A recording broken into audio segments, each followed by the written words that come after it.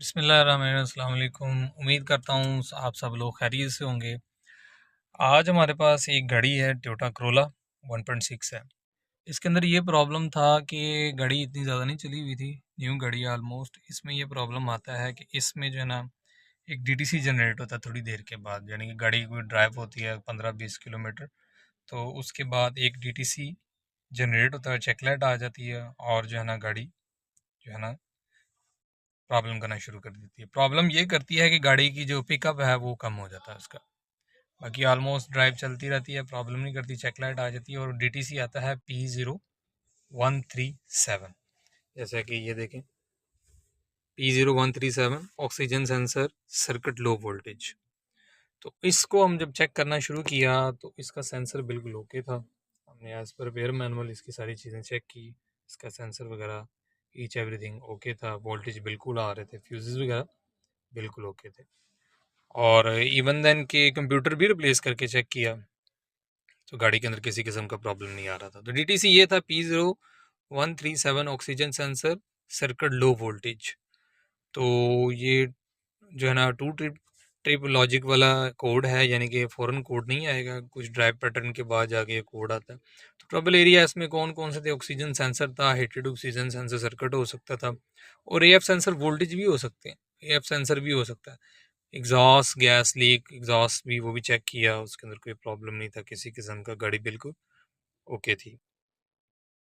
उसके बाद हम इसको जीटीएस कनेक्ट किए, जीटीएस कनेक्ट करके लाइव डाटा के अंदर जब गए हैं तो हमने इसको चेक किया तो O2 सेंसर जो है, सेंसर B1 सेंसर 2 जो है ना वो 0 वोल्टेज आ रहा है, और नंबर 2 ये not active, still not active आ रहा है। और इवन देन के हम ये 700 RPM है, इसको एक्सेलरेट भी करता हूँ तो किसी किस्म के कोई वोल्टेज नहीं आ रहे, सेंसर का कोई रिस्पांस नहीं आ रहा। और डीटीसी क्लियर किया और इस वक्त डीटीसी भी क्लियर है, थोड़ी देर के बाद चलाए ड्राइव करने के बाद इसके अंदर प्रॉब्लम आएगा। लेकिन अगर उसके बरक्स आप एफ सेंसर को देखें तो वो उसके वोल्टेज भी आ रहे हैं, और ये देखें आरपीएम के साथ उसकी चेंज भी आ रहा है, लेकिन जो कि सेंसर 2 है वो स्टिल डीएक्टिव आ रहा है। ठीक है, अब इसका एक टेस्ट है, वो टेस्ट भी करके देखते हैं, परफॉर्म करते हैं क्या ये काम कर रहा है कि नहीं कर रहा है। इसमें ये करेंगे, हम फ्यूल की इंजेक्शन वॉल्यूम को कंट्रोल करेंगे।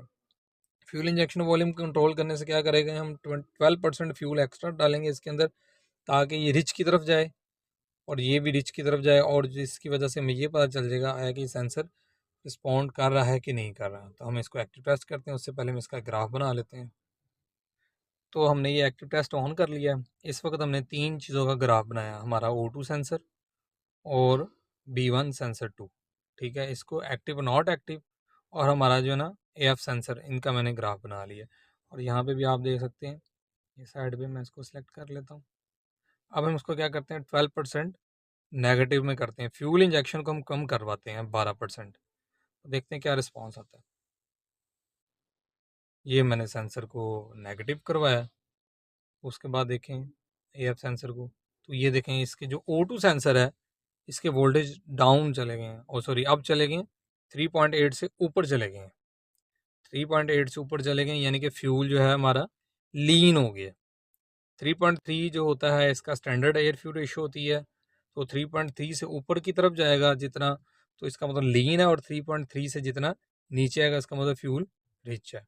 लेकिन अगर हमारा जो फॉल्टी सेंसर, जो हमारा प्रॉब्लम आ रहा है, सेंसर तो फॉल्टी नहीं कह सकते, जो हमारा प्रॉब्लम आ रहा है उसमें अगर देखें तो वो स्टिल 0 पे ही है, कोई रिस्पॉन्ड नहीं है किसी किस्म का, और स्टिल नॉट एक्टिव आ रहा है। अब हम क्या करते हैं, अब हम इस सेंसर को दोबारा इसके एयर फ्यूल रेशो स्टैंडर्ड पे लेके आते हैं 0 पे। तो ये देखें AF सेंसर ने एक्टिव किया, AF सेंसर ने फ़ौरन जो डिटेक्ट किया, डिटेक्ट करने के बाद उसको जो क्या किया 3.3 के ऊपर ऑलमोस्ट इसके वोल्टेज आ रहे हैं। लेकिन O2 सेंसर, सेंसर 2 जो है वो कोई रिस्पॉन्ड नहीं दे रहा। अब हम इसको रिच करके देखते हैं, ये हमने फ्यूल को रिच किया, और जैसे ही रिच किया तो क्या हुआ कि हमारा जो AF सेंसर है वो नीचे की तरफ आया, 3.3 से नीचे की तरफ आ गया। ये कितना ऑलमोस्ट आ रहा है 2.7, 2.7 मीन के रिच है, 3.3 से नीचे रिच। लेकिन हमारा O2 सेंसर स्टिल वहीं पे है, उसको किसी किस्म का कोई फ़र्क नहीं पड़ रहा। अब यहाँ पे हम इसको एक्सलेट दे के देखते हैं। इस वक्त RPM हमारे 750 725 RPM चल रहे हैं, इसका एक्सीलेटर देते हैं, देखते हैं कोई रिस्पॉन्स चेंज होता है। नहीं, किसी किस्म का कोई रिस्पॉन्स नहीं आ रहा। ठीक है, कोई उसको इफेक्ट नहीं है, फ्यूल कम कर रहे हैं या फ्यूल ज़्यादा कर रहे हैं, किसी किस्म का कोई जो है ना रिस्पॉन्स नहीं आ रहा। अब इसको हम लीनियर उसको कर देते हैं, उसको स्टैंडर्ड पे। क्या प्रॉब्लम हो सकती है? अगर आपने भी ये प्रॉब्लम जाननी है तो इसको वीडियो तो को एंड तक लाजमी देखें। एक छोटा सा प्रॉब्लम है इसके अंदर, जस्ट छोटा सा एक पॉइंट है, लेकिन है ऐसा पॉइंट कि जो छुपा हुआ है। हम उसको ओके करेंगे तो गाड़ी क्लियर हो जाएगी इंशाल्लाह। तो वीडियो के साथ जुड़े रहिए। अच्छा, हम इसके सर्किट डायग्राम को देखते हैं तो इसके अंदर हमें जो 4 पिन्स मिलती हैं जो ईसीएम की तरफ जा रही हैं। सबसे पहले ये देखें, ईसीएम को एक पिन जा रही है HTB1B है, और ये ऑक्सीजन की है, ये हीटर की वायर है, ये ऑक्सीजन सेंसर की वायर है, और एक ये वायर है, और एक MRLC। ये आपकी वायर जो है मेन EFI रिले से ऑन होती है, ये वाला इसको ECU ऑन करवाता है मेन EFI रिले। जैसे मेन EFI रिले ऑन होगी तो ये एक्टिव हो जाएगा, तो ये फ्यूजेस वगैरह ओके हैं, तो क्या होगा, ये हीटेड ऑक्सीजन सेंसर को 12 वोल्ट मिल जाएंगे। ठीक है, इसकी दूसरी वायर जो है ECM के साथ अटैच है। दूसरी वायर जो है ऑक्सीजन सेंसर की B1 की, ये यहाँ पे आती है इसके जो इंटरनल सर्किट की तरफ। ठीक है, दूसरी ग्राउंड की है। जैसे ही ECU की तरफ से ग्राउंड इसको मिलेगा तो ये सेंसर भी एक्टिव हो जाएगा। तो इसका सर्किट है, तो हम ये पिन वगैरह इसकी चेक करते हैं कि इसके अंदर कोई प्रॉब्लम तो नहीं है किसी किस्म का। एज़ पर रिपेयर मैनुअल जब हमने इसको चेक किया है, इसकी 79 नंबर पिन ECM की, और अंदर जो है हमारे O2 सेंसर की जो वायर नंबर 3 है उसके साथ अटैच किया है। तो यहाँ पे रेजिस्टेंस ओपन आ रही है, ओपन लूप है, कहीं ना कहीं से इसकी पिन का इशू है। ज़्यादा इसकी वायर को चेक करते हैं, इसके अंदर प्रॉब्लम है।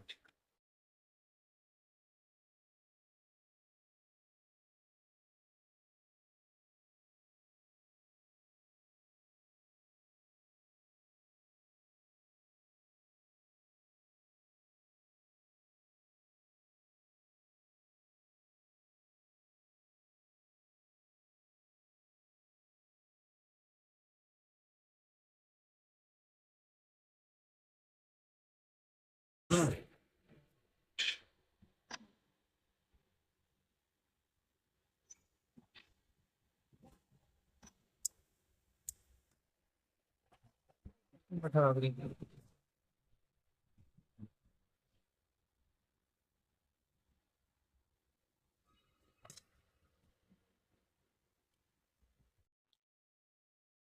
जैसे कि उस कनेक्टर के अंदर आपने देखा था कि पिन जो थी ना वो लूज थी, यानी कि पिन उसके अंदर से टेढ़ी हुई थी। जैसे पिन को हमने सीधा किया, रेजिस्टेंस पहले भी उसकी आउट आ रही थी, और जैसे हमने उस पिन को सीधा किया तो ये देखें, ये O2 सेंसर की वोल्टेज भी आना शुरू हो गए हैं और नीचे एक्टिव भी आना शुरू हो गया।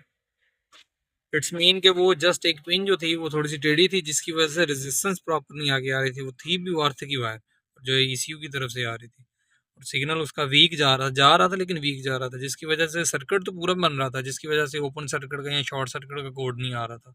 कोड लो वोल्टेज का आ रहा था क्योंकि सर्किट कंप्लीट नहीं हो रहा था। तो वोल्टेज जो आते थे आउटपुट से, जो वापसी फीडबैक के लिए जो वोल्टेज जाते थे वो पूरे नहीं जा रहे थे, कम जा रहे थे, जिसकी वजह से सर्किट लो वोल्टेज का कोड आ रहा था। तो ये इस वक्त इसके जो है ना एक्सलेट दे के चेक करते हैं। ये नॉट एक्टिव, एक्टिव भी हो रहा है। पहले ये स्टिल 0 पे था और नॉट एक्टिव था।